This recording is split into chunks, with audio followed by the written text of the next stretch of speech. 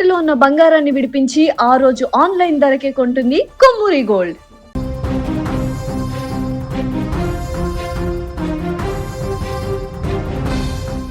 అరుణాచల్ ప్రదేశ్ పై ప్రకృతి కన్నెర చేసింది. భారీ వర్షాలకు అరుణాచల్ ప్రదేశ్ అతలాకుతలం చేస్తోంది. కుండపోత వర్షాలకు కొండలు కరిగి కిందికి జారుతున్నాయి. రోడ్లు నదులుగా మారుతున్నాయి. చూస్తుండగానే వంతెనలు కొట్టుకుపోతున్నాయి.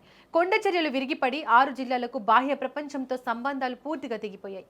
ఆకస్మిక వరదలతో ఇప్పటికే 3 ప్రాణాలు కోల్పోగా పలువురు గల్లంతయ్యారు. అరుణాచల్ ప్రదేశ్ లో గత కొన్ని రోజులుగా ఎడతెరిపి లేకుండా కురుస్తున్న కుండపోత వానలు జనజీవనాన్ని పూర్తిగా స్తంభింపజేశాయి. ముఖ్యంగా హోస్ యాజాలి ప్రధాన రవాణా మార్గంలో సంభవించిన కొండచర్యల బీభత్సం కళ్లతో చూస్తే ఒళ్ళు గగురు పొడుస్తోంది. భారీ ఎత్తున కొండలు విరిగిపడి రోడ్డుపైకి దూసుకురావడంతో ప్రయాణికులు ప్రాణభయంతో పరుగులు తీశారు.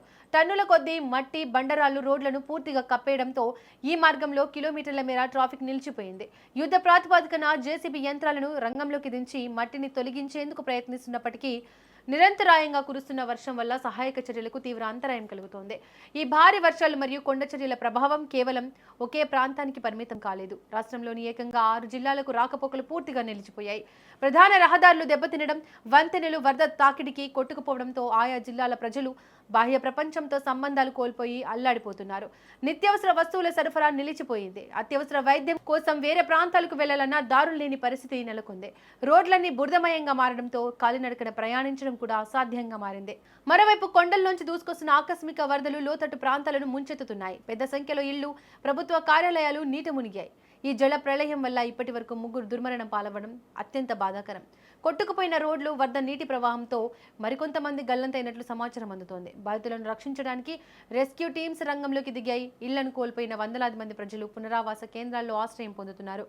తమ జీవితాంతం కష్టపడి సంపాదించుకున్న ఆస్తులు కళ్ల ముందే నీటి పాలవుతుంటే బాధితులు కన్నీరు మున్నీరవుతున్నారు. అరుణాచల్ ప్రదేశ్లో ప్రకృతి సృష్టిస్తున్న ఈ విధ్వంసం ఇప్పుడప్పుడే తగ్గేలా కనిపించడం లేదు. రాబోయే మరికొన్ని గంటల పాటు రాష్ట్రంలోని భారీ నుంచి అతి భారీ వర్షాలు కురిసే అవకాశం ఉందని వాతావరణ శాఖ హెచ్చరించింది. కొండ ప్రాంతాలు ప్రజలు ఎవరు కూడా అత్యవసరమైతే తప్ప బయటకు రావద్దని, నది పరివాహక ప్రాంతాల ప్రజలు వెంటనే సురక్షిత ప్రాంతాలకు తరలి వెళ్లాలని ప్రభుత్వం విజ్ఞప్తి చేస్తోంది. ముఖ్యమంత్రి కార్యాలయం స్వయంగా పరిస్థితిని సమీక్షిస్తూ జిల్లా కలెక్టర్లను, విపత్తు నిర్వహణ శాఖను అప్రమత్తం చేసింది.